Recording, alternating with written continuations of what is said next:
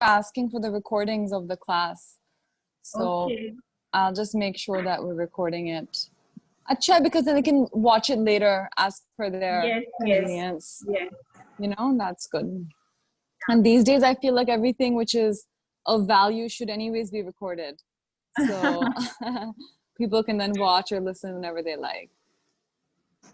And energy handing over to you. It always seems that our time is so short. We always end up finishing, you know, it goes so quickly. So I'm immediately handing over to you. Okay.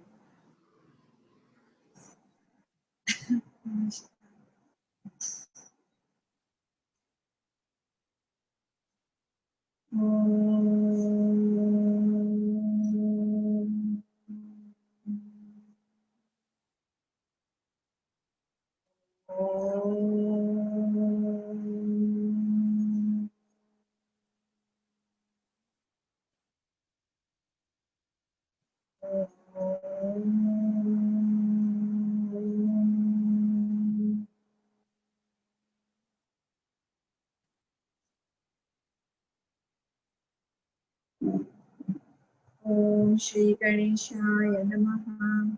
Om Shri Saraswati Namaha. Om Shri Gurubhyo Namaha.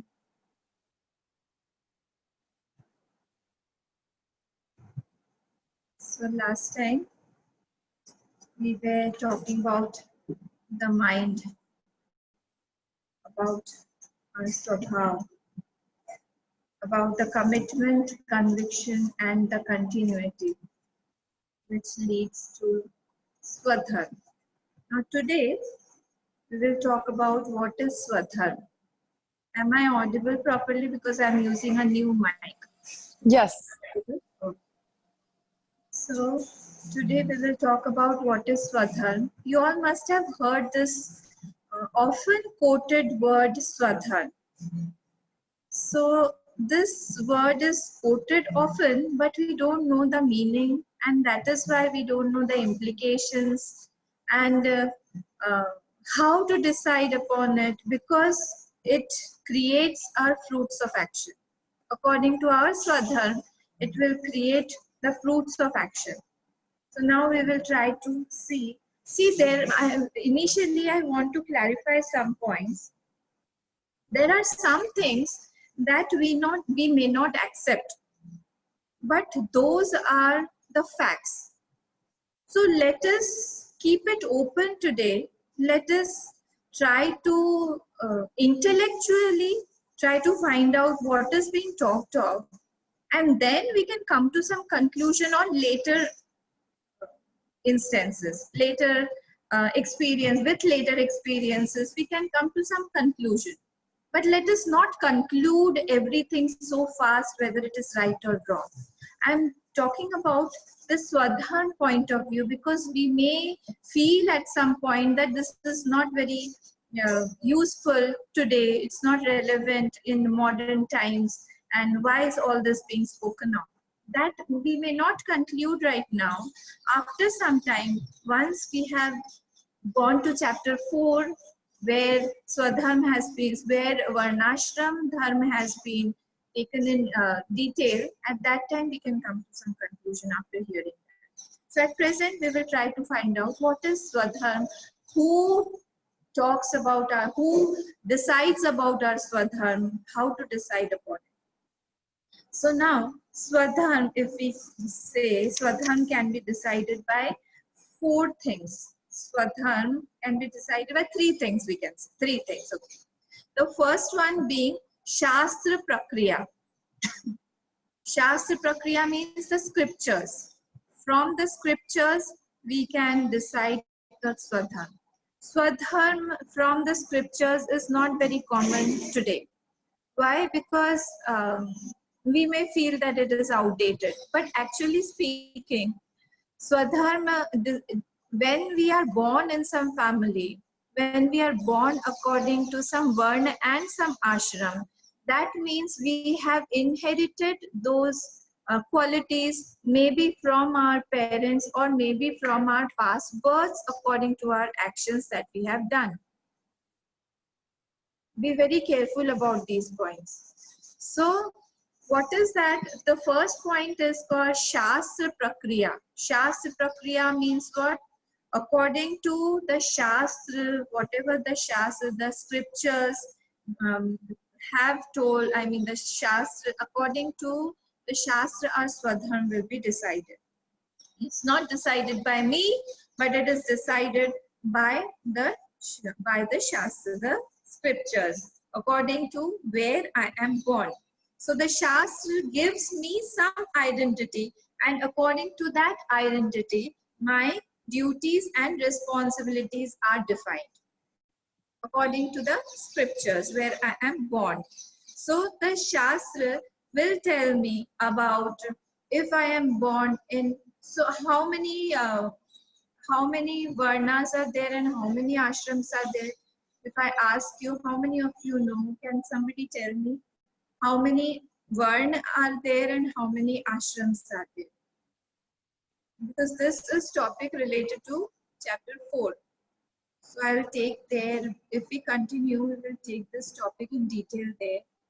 But can you tell me how many how many varnas are there and how many ashrams are there?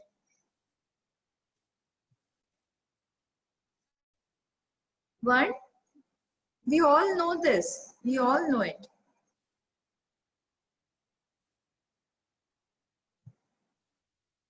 Varn, Brahman,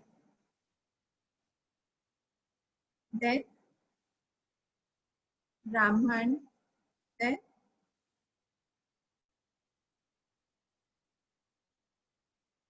yes, name them, Ajay. Name them. Brahman and what? Yes, yes, very good. Brahman, Kshatriya, Vaishya and Shudra. These are the 4 varnas. Varna. Okay. And now tell me the ashrams. 4 ashrams. Yes, 4 ashrams. Name them. Brahmacharya. Very good. Second. Grahasthashram. Very good. Third. Vanaprastha. Very good. And the last one being sannyas. Very good. So you all know about it. So the varna means what? The 4 varnas are Brahman, Kshatriya, Vaishya and Shudra.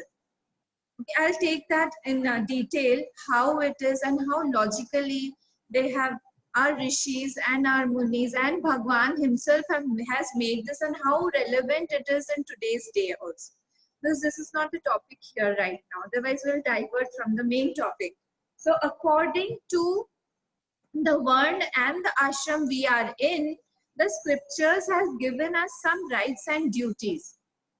Like I am in sannyas ashram right now. So my responsibilities, my duties are very, very different than a grahast. What is my duty cannot be your duty. What is my swadharma cannot be your swadharma. It has been given by the scriptures. But it is not popular, very popular today. So this is decided by what? By birth. The first one being decided by the Shastra means by birth. Wherever, in whichever Varna we are born in, like if one is born in Brahman Varna, that means he has got those tendencies from the past, and that is why, see again, we can question rebirth also here.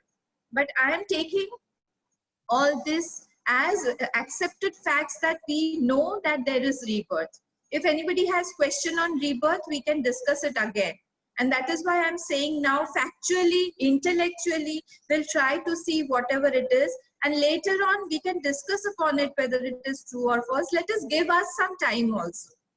Because we are all new to this, so we should slowly go into it step by step. Maybe we have some questions in our mind coming now, right now, but let us give us some time. Those questions will be answered in time. So now when we are born in some family, So those family traits or those tendencies according to those family background will come to us naturally.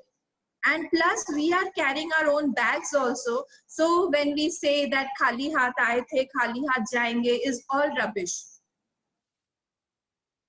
We are carrying our bags of our past karmas, of our tendencies, of our sanskars. Why otherwise a small baby will like music from the very beginning? You must have heard about a small child. He knows the whole Bhagavad Gita. How is it that? How is it possible he has never read it? But from the past, because he had he had known the Bhagavad Gita, and that's why this birth also he knows it. He's carrying, because our mind does not accept. I told you, I don't know whether we have discussed about the brain and the mind being different.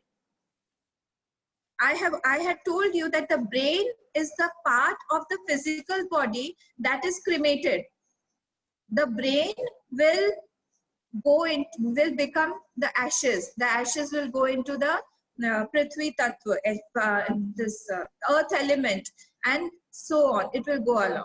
But the mind, that is a portion of that subtle body, our Sukshma Sharir, and it carries its own journey on. It is on its own journey. It will carry on. So it does not die. And this is the proof why we like something so much and why we don't like something so much.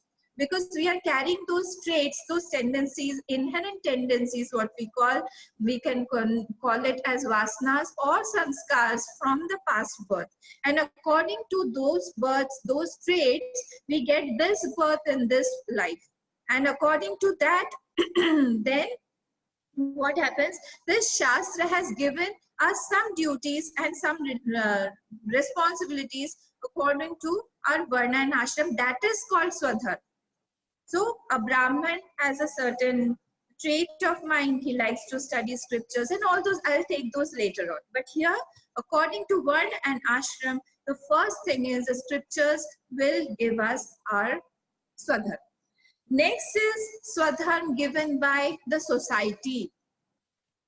Okay, Samaj Pradatta Prakriya. Samaj Pradatta Swadharma. First was Shastra Pradatta Swadharma. Second is Samaj Pradatta Swadharma. Swadharma given by the society. Like I am a mother, I am a father, I am a brother, or I am a teacher, or I am a businessman, or anything, whatever you are doing, your work according to the work, your Swadharma will be defined by the society. If I am a teacher, the society will expect me that I should teach. I should learn, I should teach, I should have that character in me. If I am a mother, the society will look upon me that I should nourish or nurture or culture my child. So according to that, the society will give me a certain responsibility, a certain duty according to that, and that is called the Swadharma given by the Samaj. Some titles are given, and that is from the Samaj. So if I ask you a question, which one is more subtler and which one is grosser?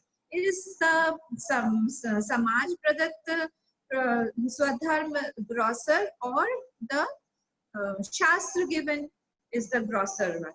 You understand? Subtler and grosser. Which one do you feel is more subtler?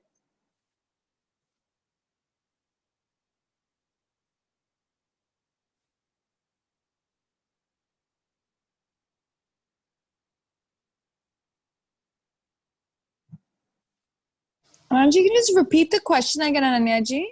What is subtler or what is grosser? Yes, you're right, Ajayji. But why do you say that? I am asking you that whether the Shastra Pradatta Swadharma or the Samaj Pradatta Swadharma, which one is grosser? Ananyaji, could you explain the definition of each one of these different ones, the two kinds? I've already done that just now. Okay, just a little bit slightly. I'm just a little confused about it still. Okay, never mind. So what was I saying? So yes, you're right. what you were saying was Shastra Prakriya. Why? Because the Samaj, the society, the society, what it is giving us is for some time. Like I'm a teacher. If I'm a teacher for maybe 8 hours. Okay. If I'm a businessman, maybe for 8 hours, 10 hours maximum. To the max 8, 10 hours, 12 hours.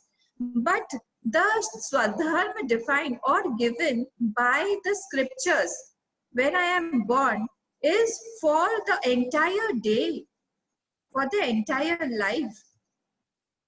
According to that, my Swadharma has been given, my Swadharma has been defined. So that is why that is more subtler.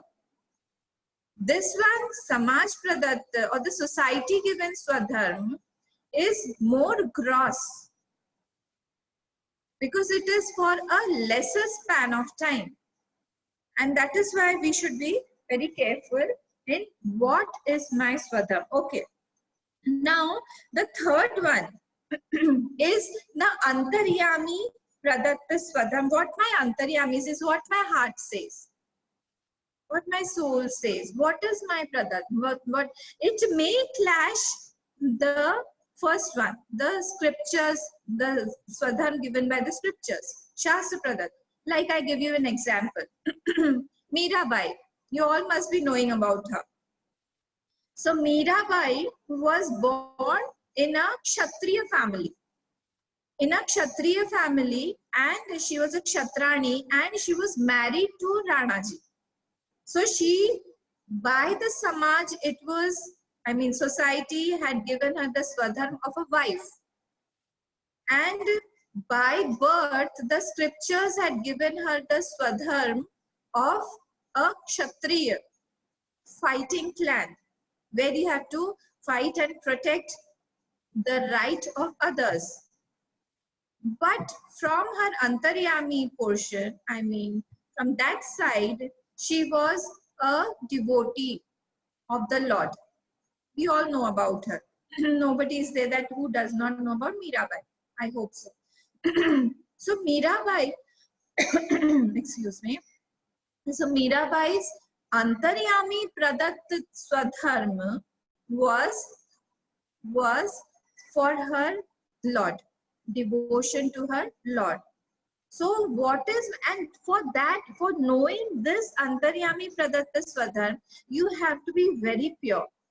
You have to do some upasana to know yourself. You have to be Shuddha. You have to do good to others. You have to know yourself. So wherever there is a clash in these three, what your mind says that you are. What your mind will tell you that you are. That Swadharma is more bigger than the other two dharmas. In this way, you should try to understand or try to discriminate after doing which Swadharma or which duty you feel satisfied. After doing which, after not doing which, you don't feel very fulfilled. If you have left something the whole day, your mind is craving to do that thing. The other day, you are unsatisfied. Until you do that, you are not satisfied with yourself, with your day. That is your Swadharma. Okay, so these three are the Swadharmas. And the last one, these three should culminate into Atma Dharma. What is it? Atma Dharma means that it should take me to either Atma Gyan or Bhakti. That is the last one, that is called Atma Dharma. So subtlest of all the three, I mean first three, is the Antaryami Pradatta Swadharma. Because Mirabai was a Kshatrani, but still her innate nature, her inherent tendencies was of a devotee, and it was full time. There was never a thought when she left the thought of Lord. So whatever gives you full satisfaction, that is your Antaryami, and that is the May the dharma that you have. But still, all these three should culminate into Atma Dharma, the fourth one, the last one, the Atma Dharma being either you know about yourself or bhakti. It should culminate into this. So, whatever work we are doing, in Bhagavatam, there is one shlok, Dharma Swanushtitan Pumsaha, Vishwaksena Kathasuyah, Na Utpadyate Yatiratin, Shrama Eva Hi Kevalam. If you do anything in this world, and if you are not getting any vairagya from it, I mean, you're not getting bored from that work, and your mind is not going towards the higher, it is not taking you towards the higher, then it is only hard work. Only hard work. It can be seva also. It can be doing yoga also. It can be doing my puja also.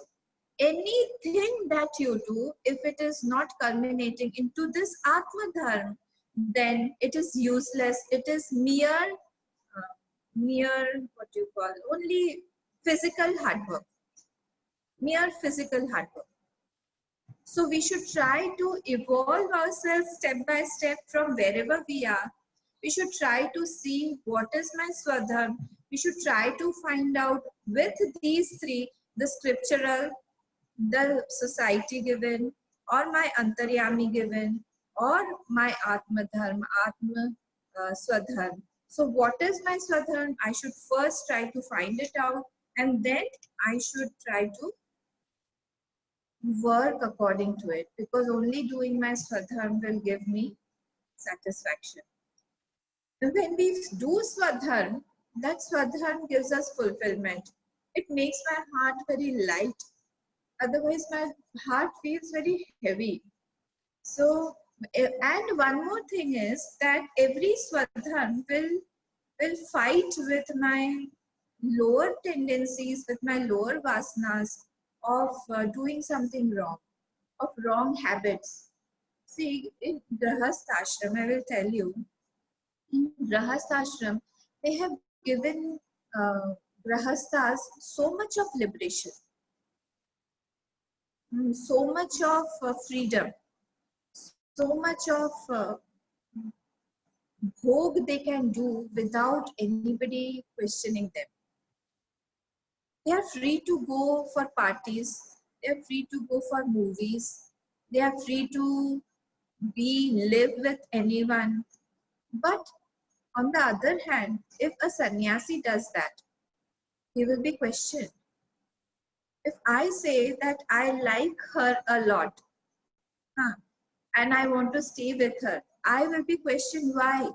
Because you are meant to stay alone. Okay. But a grahastha, if he says that no, I want to invite her and she will stay with me, there will be no problem, there will be no questioning. If a girl likes a boy or a boy likes a girl, there will be no questioning on if they are in the grahastha ashram. And it has to be like that. They have to like each other, otherwise how will they stay with each other? But in the sannyas ashram, they will be questioned. How come, why are you staying with him? Or why are you staying with her? Okay, so livelihood, what I was saying, when there are so many duties put on you, there's a load of duties on you. And that is why they have given their freedom to enjoy yourself as much as you want. But they have given us certain rules and regulations according to which Swadharma has to be performed. And this Swadharma will curtail those people in the Grahasthashram to perform their duties, and that will hammer them not to enjoy those things. So wherever they are going towards enjoyment, these Swadharma of all these particular ashrams, that will define our limitations. How much to do? Your parents are there. You can't enjoy. You can't go to the movies. Why? No, this is Saturday, Sunday weekend. We have to enjoy. We have to go for a movie. This is a new movie and we want to enjoy. No, but your parents are there. They are ill. That mother is very ill. You can't, whatever time you have, you should go and give it to her. Do her some seva, do her service, or stay with her. She needs you now. So there are certain points where the grahasthas have been given freedom, but there is so much of load. Everybody, each and everybody of you will accept this, that there is so much of load, responsibilities on a grahastha, that it is very difficult for him to enjoy everything freely. He can't be totally free, completely free. But on the other hand, now come to the sannyasi. Come to the sannyasi. Nobody will question him because there is no freedom. There is no freedom for enjoyment. You can't enjoy anything. But there you have complete freedom. There's no responsibility, no child, no husband, wife, nothing, no house, no relationships, nothing. And that is why they have been given full freedom. Go do anything, go live anywhere, go eat anything, whatever, however you like, go do your jap, puja, seva, do your meditation, do your yoga, wherever you want to go, you can go and do it. It's not like that you have to stay in the house only, you have to stay here only, in the ashram only, wherever you want. You can go anywhere. That is why these are the differences of the Swadharma, because of the duties and responsibilities of each ashram is completely different. And when a person performs a Swadharma, actually they are hitting the enjoyer sitting inside. That enjoyer has to be limited, the enjoyer has to be curtailed, or what do you call that, hedged, you can say. You have to put the hedge around the small saplings when it is growing. Otherwise it can't grow. Similarly, we all have seekers inside us. The Shastra, the scriptures, they want us to evolve from the place where we are right now. So that is why they are giving us certain rules and regulations, so that from wherever we are right now, we go to the next step of evolution. Because see, there is a certain, see, there is one line, a big line. Just pay attention this side for a second. There's one big line that you can name it life. Okay, there's one whole string, life. And on that string called life, this life of ours, 50, 60, 70, 80, or however years we may live, that's only one point on that string of life. You understand? So from one point, one dot, we are just going to the another dot. Again, we are going on from one life to another life, trying to evolve ourselves and trying to leave the lower tendencies and try to take some higher tendencies in us, so that we evolve and we go to the highest self, what we are actually. We don't know ourselves. And that is why all these problems are coming. So this is a whole life string. On that life string, one life is only one point. And in that point, we are trying to evolve. The scriptures are trying to evolve us from lower tendencies to higher tendencies, from lower habits to higher habits. And that is why they have put some limitations, so that we can leave our lower tendencies and go and pick up some higher tendencies, make it a habit, take it a habit, and try to evolve ourselves. That's the only point for Swadharma. It is painful, but initially it is painful. Later on, when one gets habituated to his Swadharma, it becomes his habit, and and then he feels dissatisfied once he does not complete his Swadharma. So one should try to know about his Swadharma more and more. And once he knows about it, then he will be fine. Otherwise, what will happen? He will be he will feel as if very heavy. He will not be very happy with himself, neither with others. And that is why one should try to know about his Swadharma, and then he should try to sit on his seat of meditation. He'll become a meditator soon. Okay? But unless we make our minds quiet, unless we know our purpose, our goal of life, we cannot make ourselves, we cannot evolve ourselves. So that is why Swadharma helps here.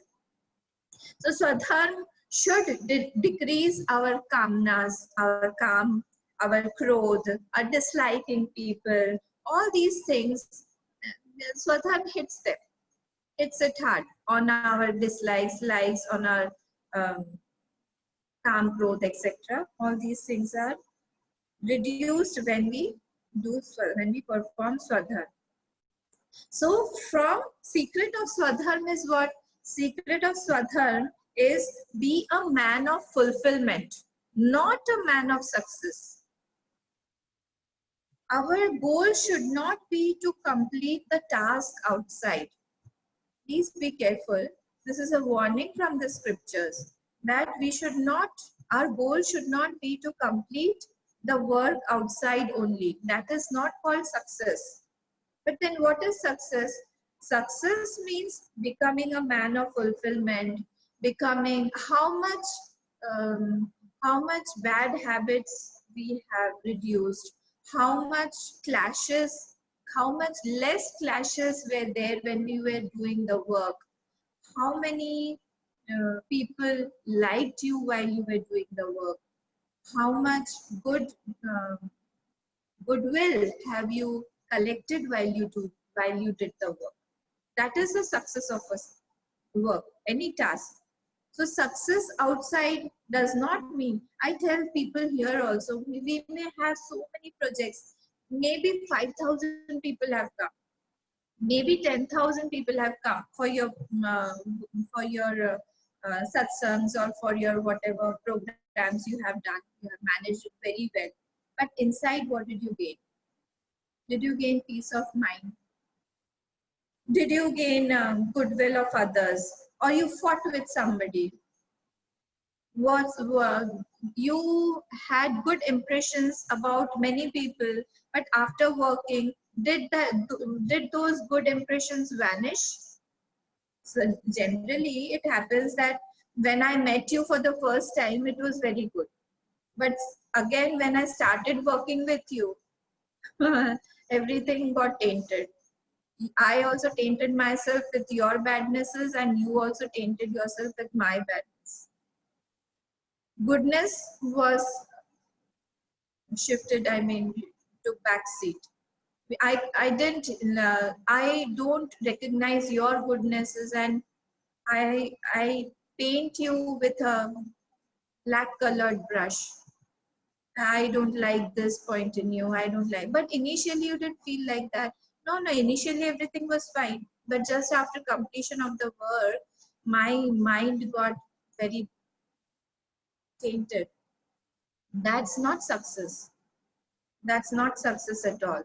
So outside success in spirituality does not mean inside success.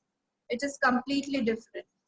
Outside you may have achieved a lot, but inside what did you gain?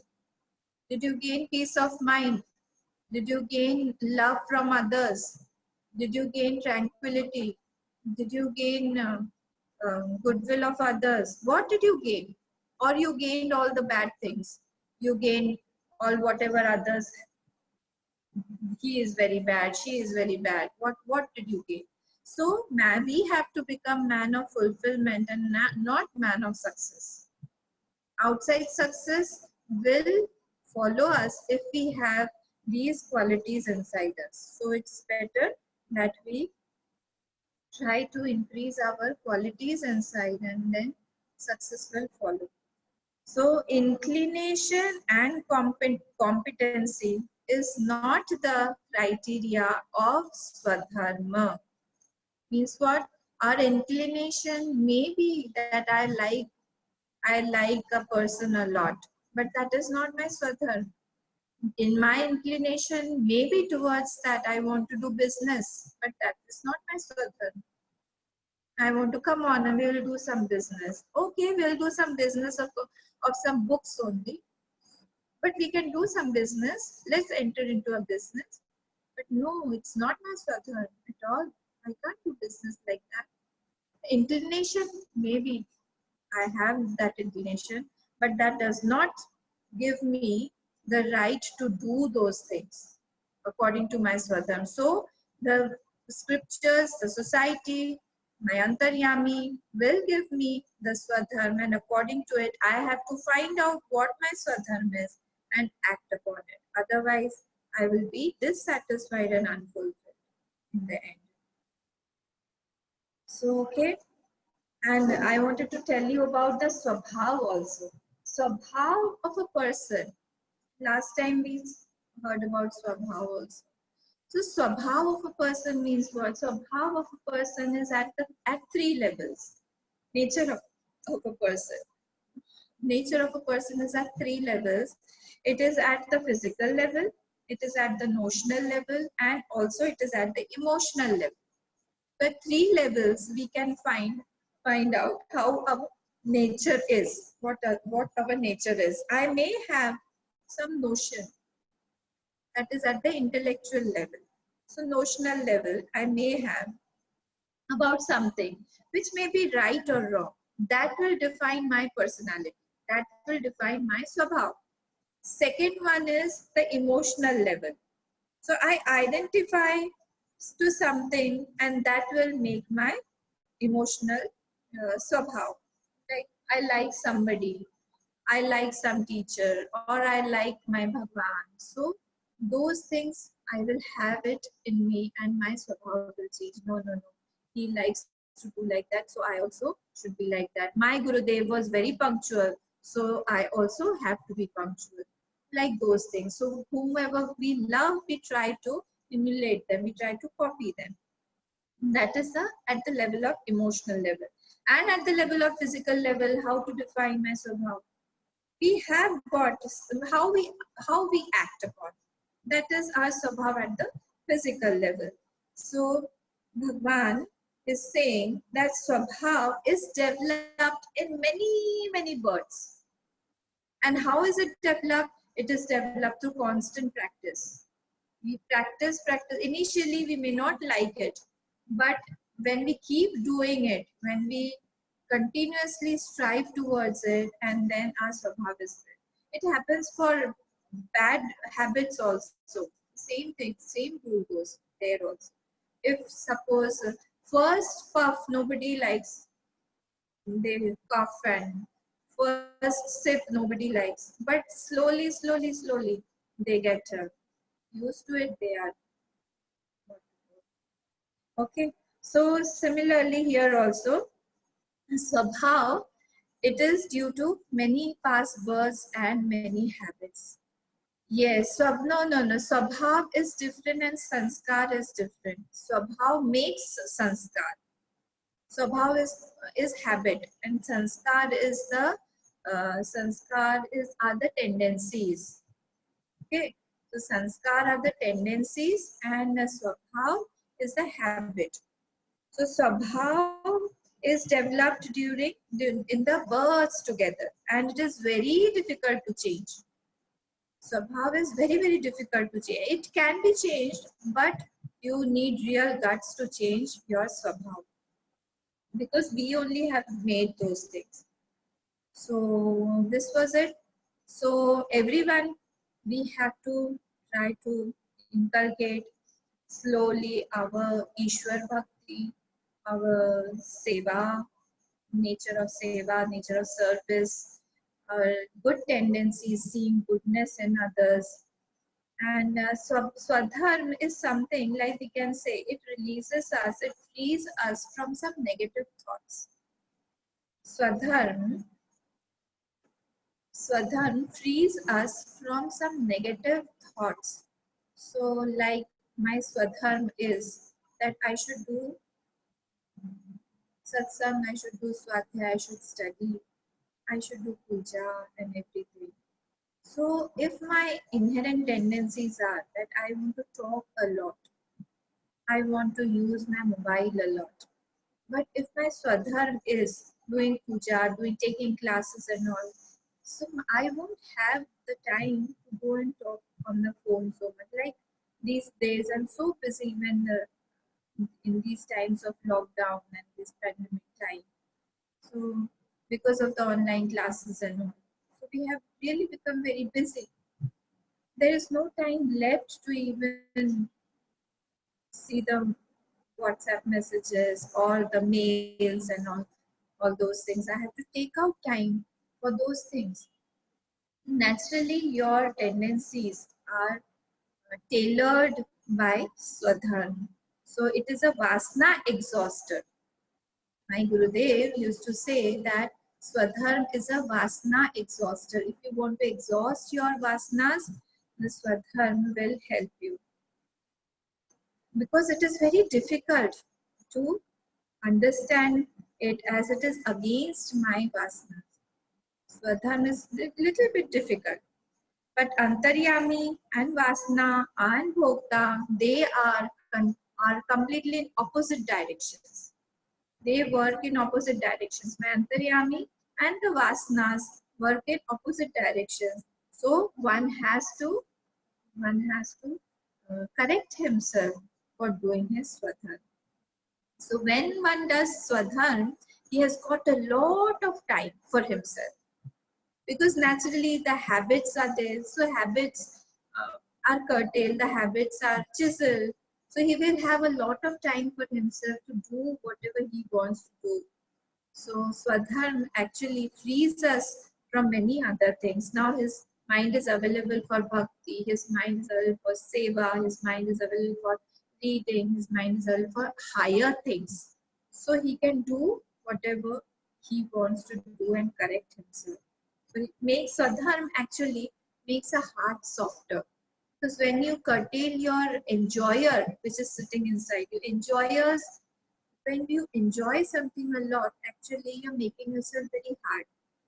When I want to lift this, suppose this is a paperweight here on my table.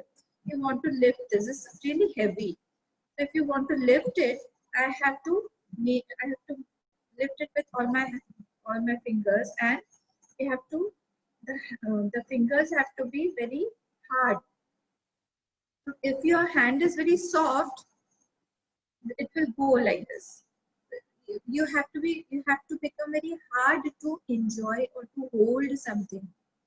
Similarly, if you want to enjoy something, my mind has to be very hard somewhere. Anything you want to enjoy, anything, somewhere or the other, I am unconsciously becoming very hard. So this Swadharma, it helps me to soften my mind because I am enjoying according to my Swadharma. Whatever has been given to me, the right has been given to me by the scriptures or the society, only that enjoyment I am allowing myself. So naturally my mind becomes softer, cleaner. So it is a very good launching pad for meditation or meditative life. Okay, so moment to moment awareness about my dharma, what are my responsibilities, that is called Swadharma.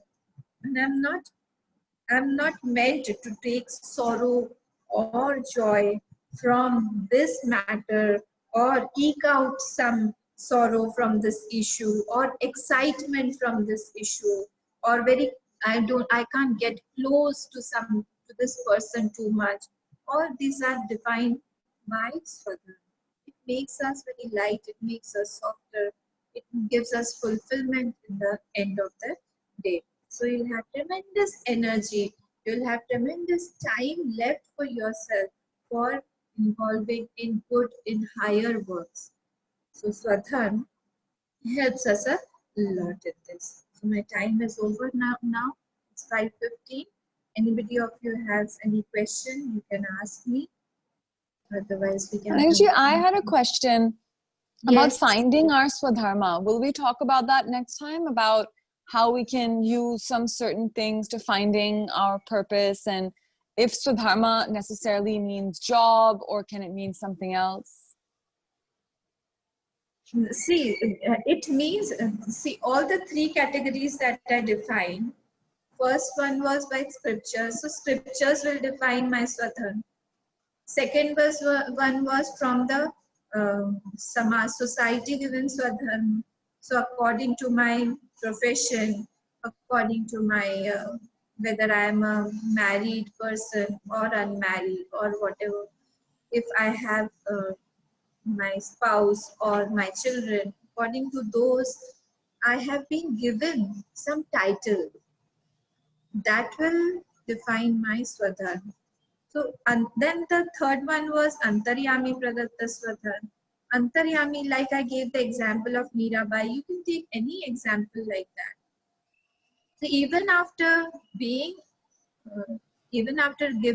being given by the scriptures or being given by the society, I may not agree to that Swadharma, and I may have difficulty in those Swadharmas, and I may have certain other Swadharma as my own. My mind doesn't accept those Swadharmas, but accepts some other thing. So that is my Swadharma. Ultimately, what you have to see, what gives you fulfillment. In the end of the day, that will define your Swadharma.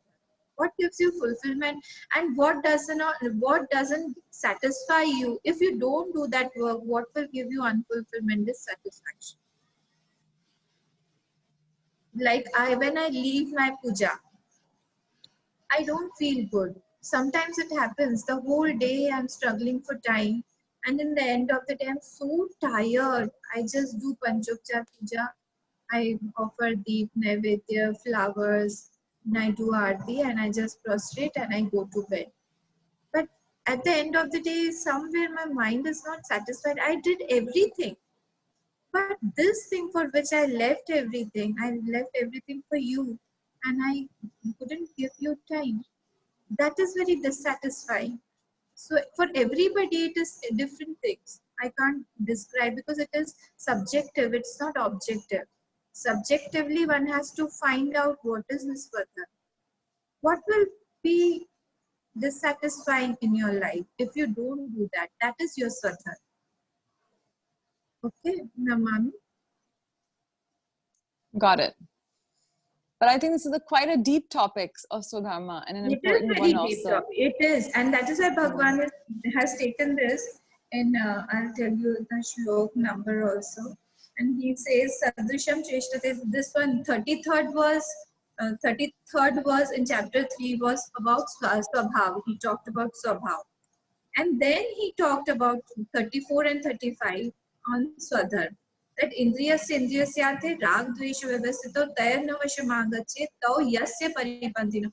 Shreyan Swadharma viguna. We should be established in our Swadharma, not in others' Swadharma. That is very, very dangerous if we take others' Swadharma as mine. Very dangerous. Like I told you, my example and a Grahast example. I can't take their Swadharma and they cannot take my Swadharma. They can't leave their house and come and stay with me for a long time. Yes, for some time they can, but they have to fulfill their duties at their respective homes and then come here. But I can't go to my house. It will be questionable. Why are you going home so often? Why? You have left every day and now you're going back to your home. That's not right. They will have a questioning look.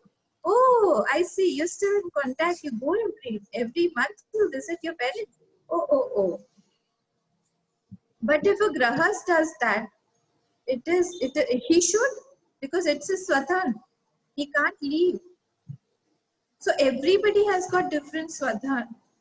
And that is the way how we have to evolve by doing our Swadharma. We have to evolve ourselves to the higher. Okay? So, okay. Done. Thank you, Ananya ji. Next time we'll be talking about Swadharma again. If we could have a small preview of next time's session. Next time we will go to, okay. If anybody has any questions, they can ask me. But next time we will go to how to control the mind, because here Arjun asked, the next question was that why doesn't everybody understand their Swadharma, and why everybody is going towards Paap only? Why is it like that? What is that factor that is propelling everybody towards Paap, towards doing Paap? So how to control that mind, and what is that propelling factor that is Kaam and Krodh? How to control that we will see in the next class. Is it fine? Absolutely. Thank you so much, Ananya ji, for yet another beautiful session. Okay. Yes. Hari Om. Hari Om. Thank you, everyone.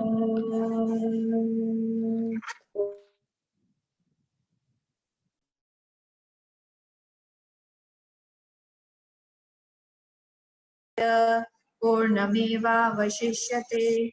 ॐ शान्ति शान्ति शान्तिः। हरिः ओम श्री गुरुभ्यो नमः।